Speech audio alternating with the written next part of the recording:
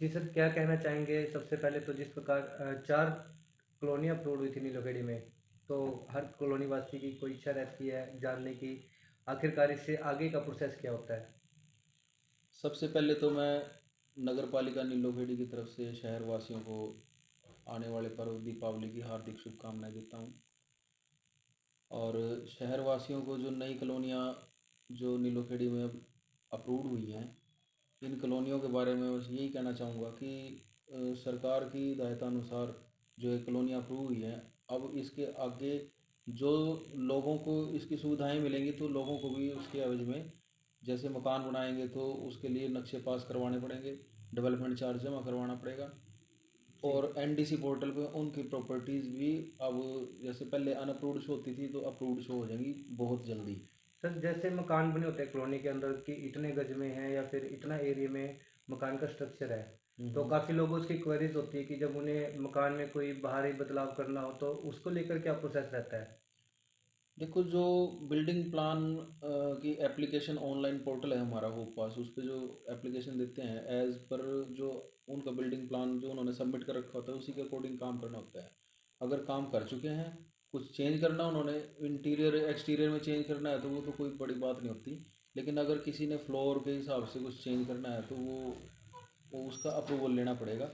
वो होप पास का हमारा जो जी। पोर्टल है उसी पे अप्लाई करके हो जाता है वो। और सर जैसे कि कोई अतिक्रमण करता है या फिर जैसे एक सीमित क्षेत्र होता है कि हम इतने एरिया में मकान बना सकते हैं, अगर कोई ऐसा काम करता है कि उससे आगे एरिया में अपनी बिल्डिंग का स्ट्रक्चर तैयार करता है, तो क्या नगर पालिका की तरफ से कोई कार्रवाई की जाती है? देखिए, इसमें मैं ये कहना चाहूँगा, लोगों को पहले ही मैं हिदायत देना चाहूँगा कि भई जितनी उनकी रजिस्टर्ड डीड में जगह है, एरिया जितना है, उसी अपनी प्रेमिसेस में काम करें। उसके अलावा अगर वो कोई बाहर इंक्रोचमेंट करते हैं, तो फिर उसके लिए कमेटी को कार्रवाई करनी पड़ती है।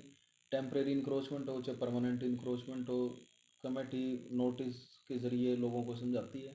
अगर समझ जाते हैं लोग तो ठीक है, नहीं तो फिर मजबूरन कमेटी को और डिसीजन भी लेने पड़ते हैं कि फिर खुद तोड़कर और उनके नुकसान भी होता है लोगों का, कमेटी को फिर वो तोड़ना पड़ता है। जी। और इसके अलावा डेवलपमेंट के नाम पर देखा जाए तो क्या कुछ कार्य किए जाते हैं अप्रूव्ड होने के बाद कॉलोनी में?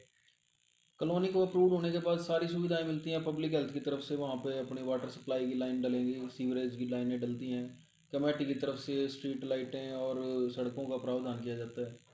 ये सारा नगर पालिका की तरफ से तो ये सिस्टम है, ये काम तो हो आखिर जाता में है। ये जानना चाहेंगे जो लोग अब मान लो कई लोग त्योहारों पर जगह खरीदते हैं या मकान लेते हैं, तो उन्हें क्या सलाह देना चाहेंगे? क्योंकि अक्सर लोग जो है अनअप्रूव्ड एरिया की तरफ ज़्यादा आकर्षित होते हैं क्योंकि वहाँ पर कम पैसे में उनकी जगह मिल जाती है, लेकिन उसके नुकसान क्या है?